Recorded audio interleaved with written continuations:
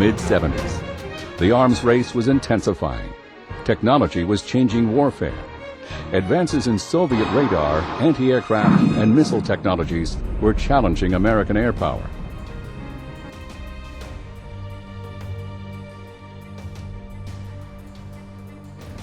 Halo semuanya, kali ini bertemu dengan aku, Damas, pada channel Mengulas Masa Lalu. Kesempatan kali ini, kita akan melihat kembali momen Perang Dingin, yaitu perang yang pada saat itu membuat seolah dunia itu terbagi dalam dua kekuatan besar, yaitu Blok Barat dan Blok Timur. Nah, lantas bagaimana dan mengapa terjadi Perang Dingin? Ini yang menarik, karena pada saat ini masih terasa ada ketegangan di dunia internasional akibat pengaruh atau dampak dari Perang Dingin. Mari kita lanjutkan.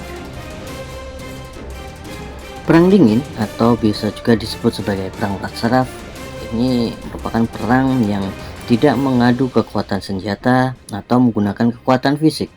Namun, yang diadu dalam hal ini adalah soal prestis atau upaya untuk saling menyaingi antara kedua blok tersebut. Perang Dingin itu terjadi sejak sekitar tahun 1947 dan mulai mereda pada tahun 1991. Perseteruan atau ketegangan antar kedua blok ini terjadi dalam berbagai bidang, seperti dalam bidang politik, ekonomi, militer gitu.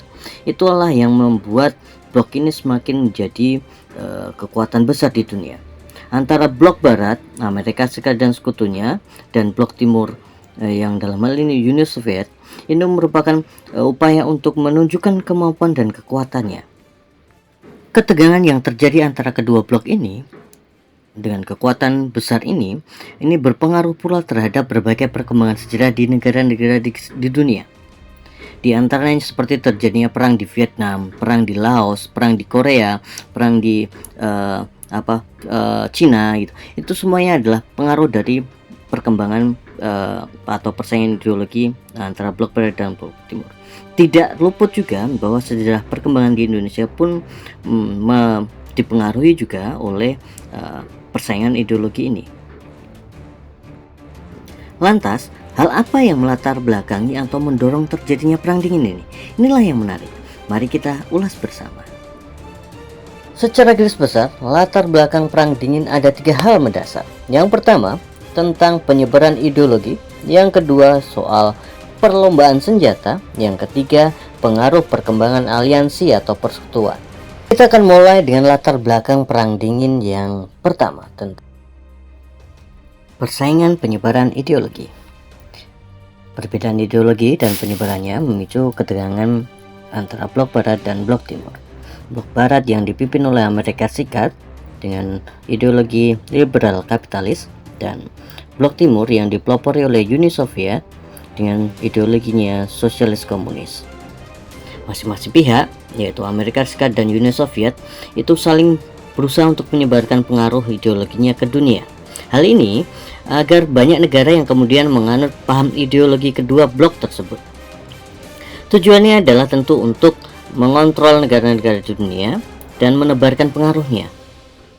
Upaya penyebaran ideologi-ideologi ini oleh Amerika Serikat maupun Uni Soviet itu dilakukan dengan berbagai cara, seperti berperan dalam berbagai bidang aktivitas militer, pertahanan, atau bahkan dalam bidang bantuan ekonomi, seperti yang dilakukan oleh Amerika Serikat dengan menerapkan kebijakan Marshall Plan, lalu kemudian doktrin Truman, lalu kemudian juga Uni Soviet pun begitu juga, walaupun dalam hal ini tidak begitu terkentara seperti apa bantuan yang diberikan oleh Uni Soviet. Kedua blok ini memberikan bantuan kepada negara-negara yang mengalami krisis setelah terjadinya Perang Dunia Kedua. Inilah kesempatan kedua negara ini menyebarkan ideologi dan pengaruhnya ke negara-negara di dunia.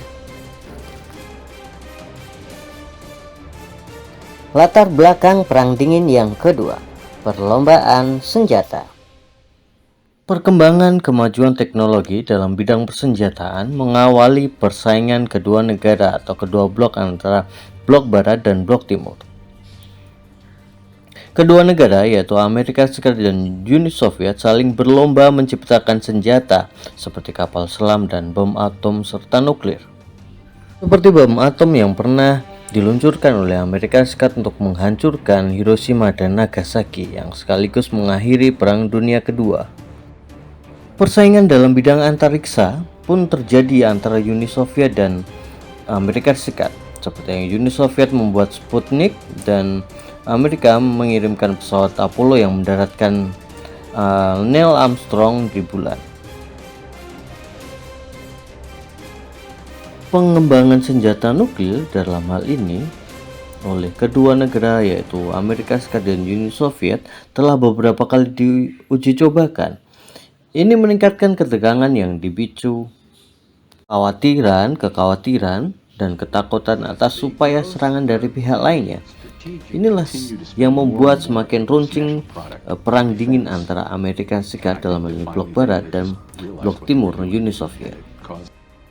Kemudian, untuk latar belakang perang dingin yang ketiga adalah tentang pengaruh perkembangan aliansi atau persekutuan.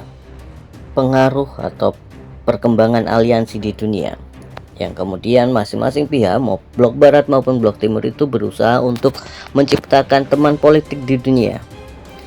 Nah, hal ini adalah untuk menyaingi, untuk saling menyaingi, untuk saling menyebarkan pengaruh dan kekuatan politiknya di dunia. Hal ini dilakukan oleh Amerika Serikat maupun Uni Soviet yang berusaha untuk saling mencari simpati dari negara-negara tetangga untuk mewujudkan kelompok politik atau persekutuan politik di dunia ini. Amerika Serikat dan Uni Soviet itu masing-masing mendirikan sebuah aliansi negara di dunia, yaitu seperti Amerika Serikat mendirikan NATO, yaitu North Atlantic Treaty Organization, yang beranggotakan oleh negara-negara Eropa Barat dan Amerika Serikat, yang tujuannya adalah satu, untuk membendung komunisme di sebagian besar wilayah Eropa dan di dunia. Itu adalah tujuan utama dari NATO. Bagaimana NATO didirikan untuk membentengi pengaruh komunis dari blok timur di dunia. Sedangkan blok timur yang dipelopori oleh Uni Soviet mendirikan fakta pertahanan lain, yaitu Fakta Warsawa, yang beranggotakan oleh Uni Soviet, Albania, Bulgaria, Cekoslovakia, Jerman Timur, Hungaria, Polandia, dan Rumania. Tujuan dari Fakta Pertahanan Blok Timur ini adalah untuk menyaingi atau untuk mengimbangi kekuatan dari NATO. Ketika NATO dan Fakta Warsawa ini kemudian terbagi menjadi dua kekuatan besar, masing-masing berusaha untuk saling mengimbangi, saling menyaingi, bahkan saling dalam arti kata saling mencoba untuk memberikan penegasan kepada pihak lain bahwa kami siap bertarung. Inilah yang sangat mengerikan. Bagaimana dunia kemudian dibelah menjadi dua kekuatan besar yang kemudian sewaktu-waktu bisa menimbulkan konflik horizontal dan mempengaruhi berbagai negara di dunia. Kita sudah mengulas sedikit ringkasan mengenai latar belakang terjadinya perang dingin. Setidaknya itu sudah memberikan kita gambaran bagaimana peran atau pengaruh perang dingin itu terhadap kehidupan kita di dunia ini. Pada video berikutnya akan dibahas mengenai proses terjadinya perang dingin. Begitu juga soal bagaimana dan apa itu ideologi besar yang ada di dunia tadi. Oke, sampai jumpa teman.